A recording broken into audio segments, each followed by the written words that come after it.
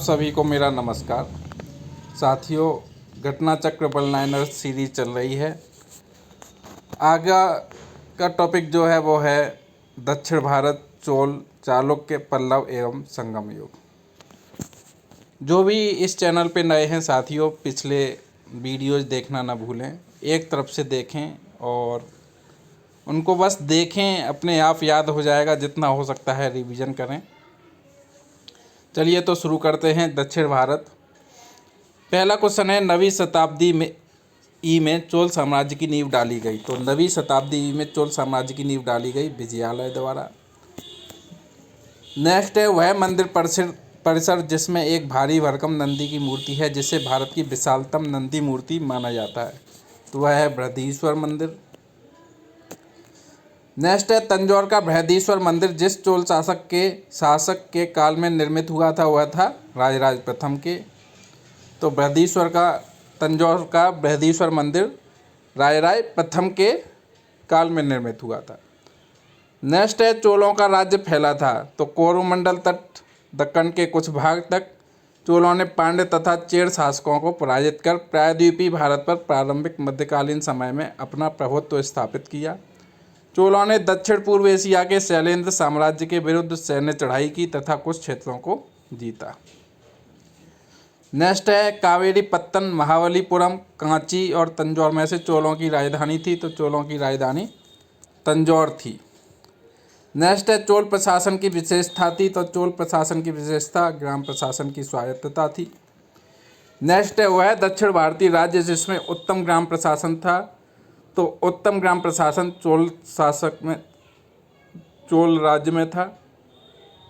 Next है, चोलों के अधीन ग्राम प्रशासन के बहुत से ब्यौरे जिन शिलालेखों में हैं वे हैं उत्तर मेरूर।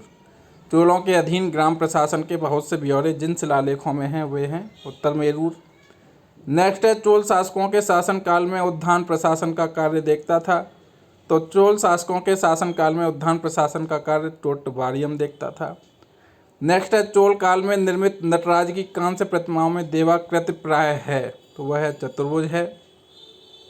नेक्स्ट है, महिषासुरमर्दिनी, नटराज, राम तथा स्वम स्कंद चोल युगीन स्थापत्यों में से विश्व में श्रेष्ठतम प्रतिमा रचना माना जाता है। तो नटराज को माना जाता है। नेक्स्ट है, चोल शासकों के समय में बनी हुई प्रतिमाओं में सबसे अधिक विख्यात हुई। तो चोल शासकों के समय में बनी हुई प्रतिमाओं में सबसे अधिक विख्यात हुई वह है नटराज शिव की कांसे की प्रतिमाएं। नेक्स्ट है, शिव की दक्षिणामूर्ति प्रतिमा उन्हें प्रदर्शित करती है। तो शिव की दक्षिणामूर्ति प्रतिमा उन्हें प्रदर्शित करती है शिक्षक के रूप में। नेक्स्ट है, नटराज की प्रसिद्ध कांस्य मूर्ति उदाहरण है। तो नटराज की प्रसिद्ध कांस्य मूर्ति चोल कला का उदाहरण है। नेक्स्ट है, 72 व्यापारी चीन में भेजे गए थे। 72 व्यापारी चीन में भेजे गए थे किसके द्वारा? कुलोत्तुंग प्रथम के कार्यकाल में। नेक्स्ट है, चोल, चेर, पल्लव एवं राष्ट्रकूट में से दक्षिण भारत का वह राजवंश जो अपनी नौसैनिक शक्ति के लिए प्रसिद्ध था। तो वह है दोस्तों चोल। नेक्स्ट है, चोल शासकों में जिसने बंगाल की खाड़ी को चोल झील का स्वरूप प्रदान कर दिया वह था राजेंद्र प्रथम। तो राजेंद्र प्रथम ने बंगाल की खाड़ी को चोल झील का स्वरूप प्रदान कर दिया था। नेक्स्ट है, गंगैकोंड चोलपुरम की स्थापना की थी। तो गंगैकोंड चोलपुरम की स्थापना की थी राजेंद्र प्रथम ने। नेक्स्ट है, वह चोल राजा जिसने जल सेना प्रारंभ की थी। तो राजराज प्रथम ने। नेक्स्ट है, चोल शासक जिसने श्रीलंका के उत्तरी भाग पर विजय प्राप्त की वह है राजराज प्रथम। नेक्स्ट है, चोल राजाओं में वह जिसने सीलोन पर पूर्ण विजय प्राप्त की थी। तो चोल राजाओं में से वह जिसने सीलोन पर पूर्ण विजय प्राप्त की वह है राजेंद्र प्रथम। नेक्स्ट है, वह चोल राजा जिसने श्रीलंका को पूर्ण स्वतंत्रता दी और सिंहल राजकुमार के साथ अपनी पुत्री का विवाह कर दिया। तो वह है कुलोत्तुंग प्रथम। वह चोल राजा जिसने श्रीलंका को पूर्ण स्वतंत्रता दी और सिंहल राजकुमार के साथ अपनी पुत्री का विवाह कर दिया। तो वह है कुलोत्तुंग प्रथम। नेक्स्ट क्वेश्चन है, चोलों के विषय में सत्य कथन है। तो हमें चोलों के विषय में उनके पूर्ववर्ती राजवंशों की अपेक्षा अधिक जानकारी है। चोल शासकों ने मंदिरों की दीवारों पर अभिलेख उत्कीर्ण करने का चलन प्रारंभ किया जिनमें उनकी विजयों के ऐतिहासिक विवरण दिए जाते थे। नेक्स्ट क्वेश्चन है, शब्द है एरिपत्ती, इसका विवरण हमें एरिपत्ति का विवरण भूमि जिससे मिलने वाला राजस्व अलग से ग्राम जलाशय के रखरखाव के लिए निर्धारित कर दिया जाता था। एरिपत्ति भूमि जिससे मिलने वाला राजस्व अलग से ग्राम जलाशय के रखरखाव के लिए निर्धारित कर दिया जाता था। नेक्स्ट है तनियूर। तनियूर का विवरण है स्थानीय प्रशासन में बड़े नगरों में अलग कुर्रम ग्राम संघ गठित करना। नेक्स्ट है घटिका। घटिका का विवरण है प्राय मंदिरों के साथ संबद्ध विद्यालय। घटिका का मतलब है प्राय मंदिरों के साथ संबद्ध विद्यालय। नेक्स्ट है श्रेणी नगरम नानादेशी तथा मणिग्राम में से विदेशी व्यापार से संबंधित संस्थाएं थीं।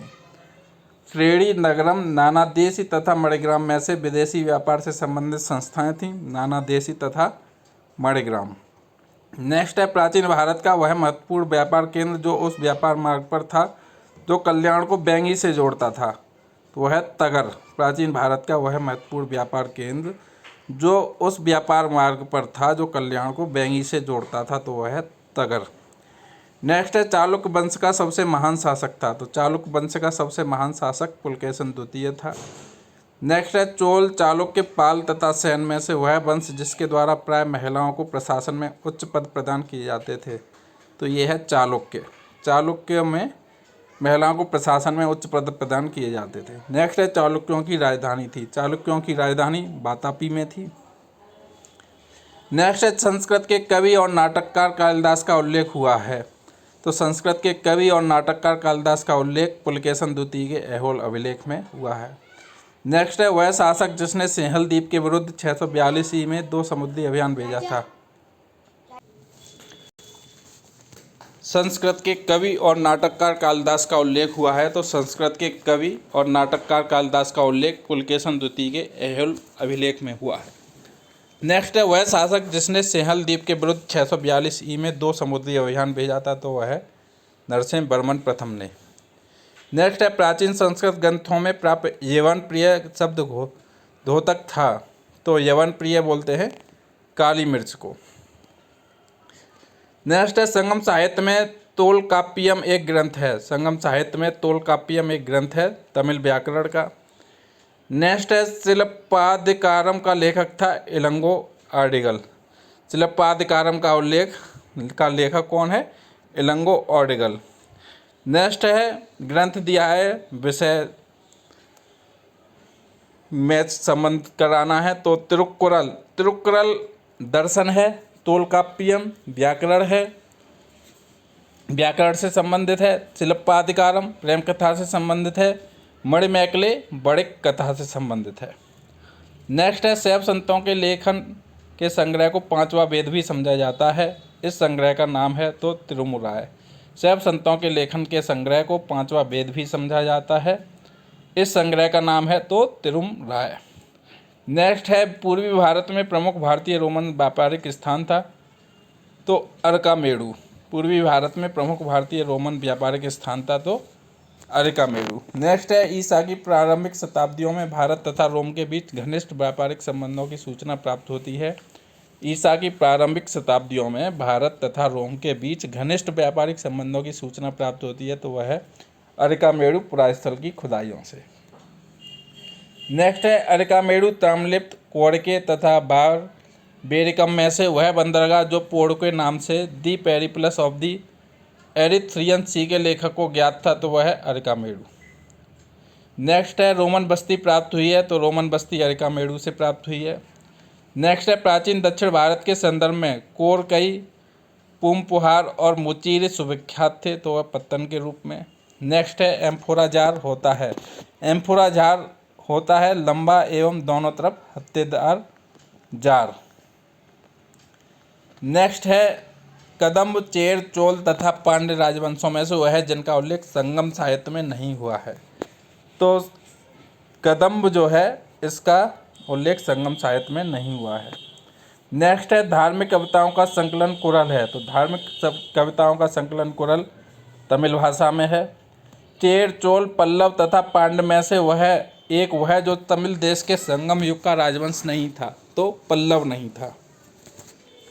चेर, चोल, पल्लव तथा पांड्य में से वह जो तमिल देश के संगम युग का राजवंश नहीं था, वह थे पल्लव।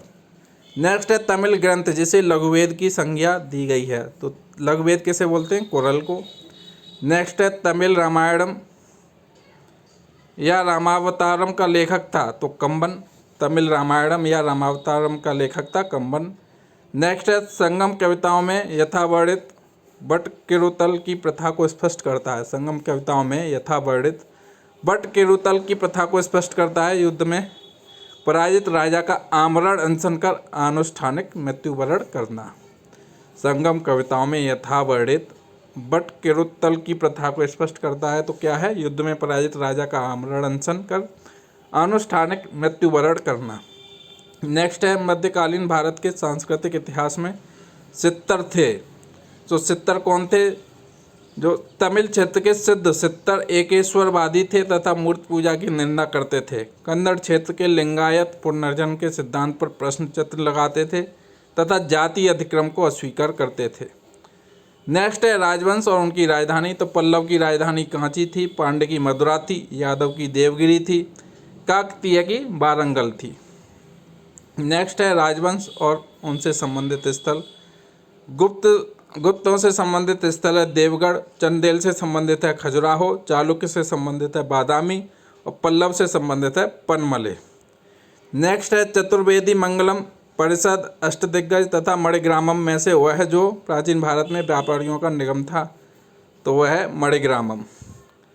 नेक्स्ट है दक्षिणी भारत का प्रसिद्ध तक्कोलम का युद्ध हुआ था। तो दक्षिण भारत का प्रसिद्ध तक्कोलम का युद्ध चोल एवं राष्ट्रकूटों के मध्य हुआ था।